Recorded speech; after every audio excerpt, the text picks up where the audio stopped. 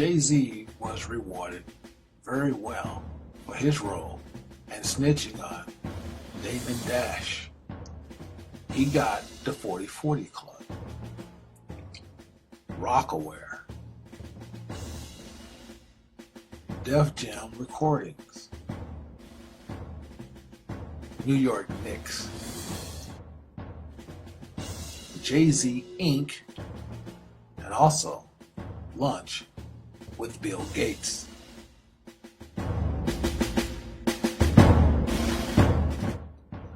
After Dubule talked to Jay-Z, Damon Dash and his partners in crime would not be the same. A part of the deal that they was trying to do, J. Prince from Rap-A-Lot Records, Irv Gotti from Murder Inc., and last, Mr. Suge Knight. All these guys was trying to do a distribution deal behind the Elites back. But what they didn't know is no black man's gonna run nothing in Hollywood as long as white folks control it. So they called the FBI, who's on payroll, to shake these guys down. And boy, didn't they shake them down. J. Prince was stricken. He was hit with all kind of fines. He was damn near going broke. But if he could produce a blood sacrifice, they would give him some royalties back. And he did with Pimp C. Pimp C did not die of an overdose cough syrup. He was held down and gave a lethal injection. Now Suge Knight's a little bit different because in the mid-90s, Suge wanted wealth fast and quick. Who did they get him to sacrifice? Oh, come on, y'all should know that. Tupac Shakur.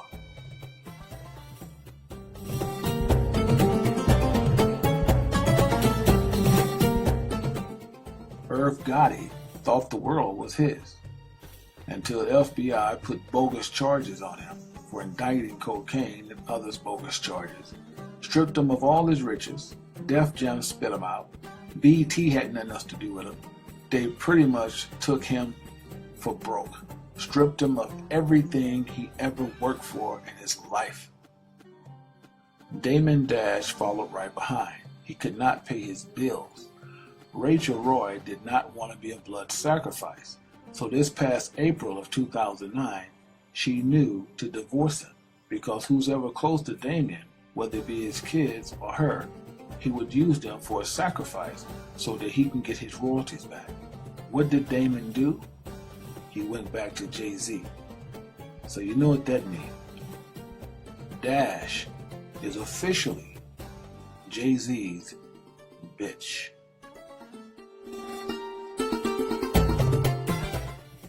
Michael Jackson died on a drug overdose. Michael did not die of complications of the heart. I guess so, after the drug overdose reached his heart. See, all of this started some time ago.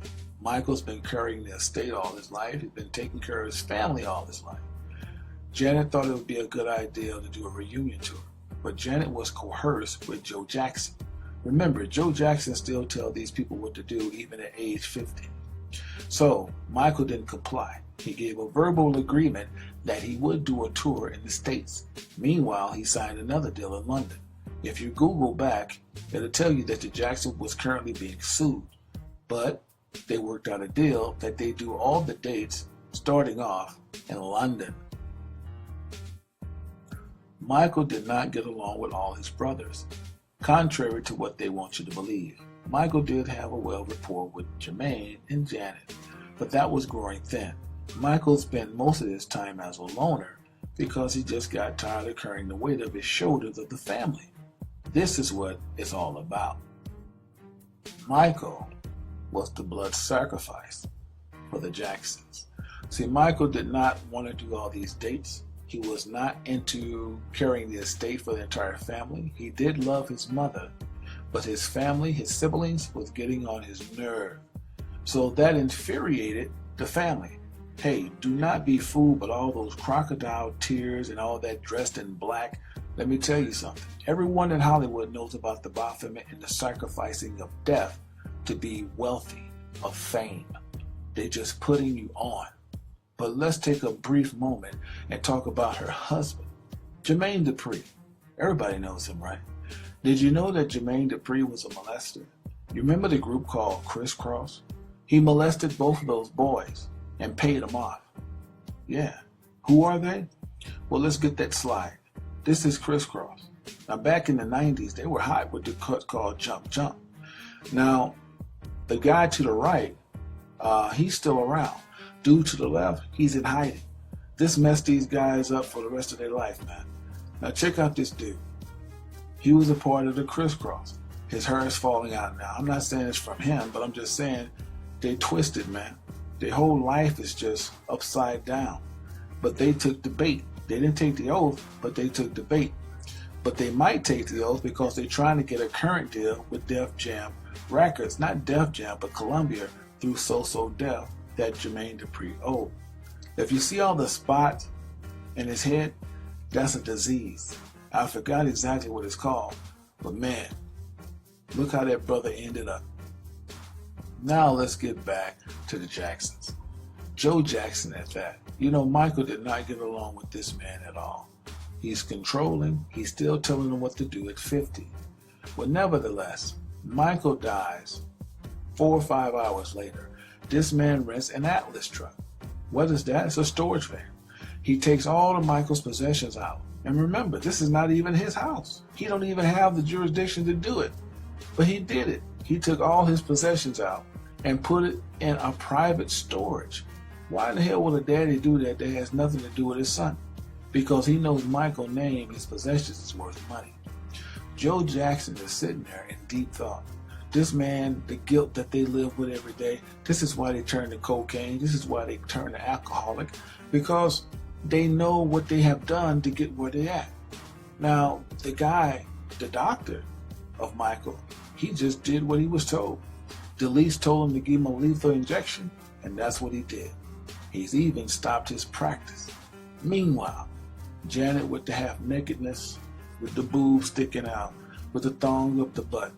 When it comes down to it, the family is totally damn wicked. Alright? He did not want to do anything that they portraying him to be. He wanted to just be left alone. And there's only one person that told the damn truth, and that's LaToya. I guess you say why. LaToya is only telling the truth because she was left out the loop. They wasn't going to give her none of the shares, and they still not going to give her none of the shares that's coming into the Jackson estate. So she's telling all. Even the mother, Catherine, she knows about why her son had to die. He's worth more dead than alive. Look how she's looking. She knows the truth. Meanwhile, Michael Jackson was the blood sacrifice for the Jackson estate. We have a couple more, and it will be kind of quick. Kanye West wanted to be just where Jay-Z's at.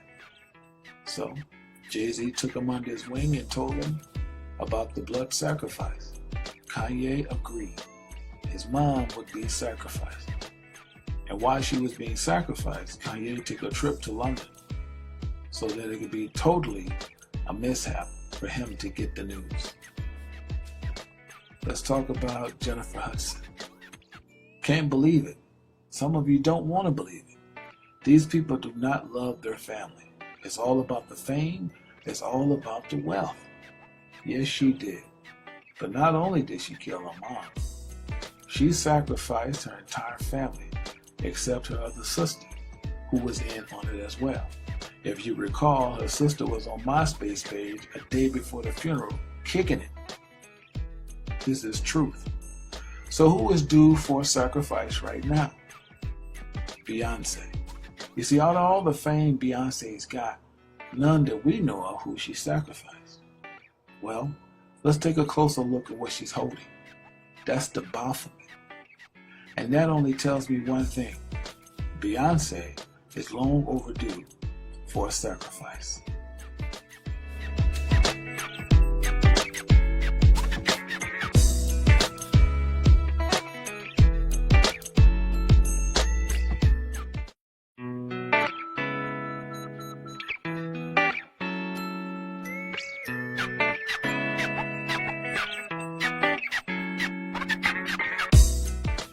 truth is always true.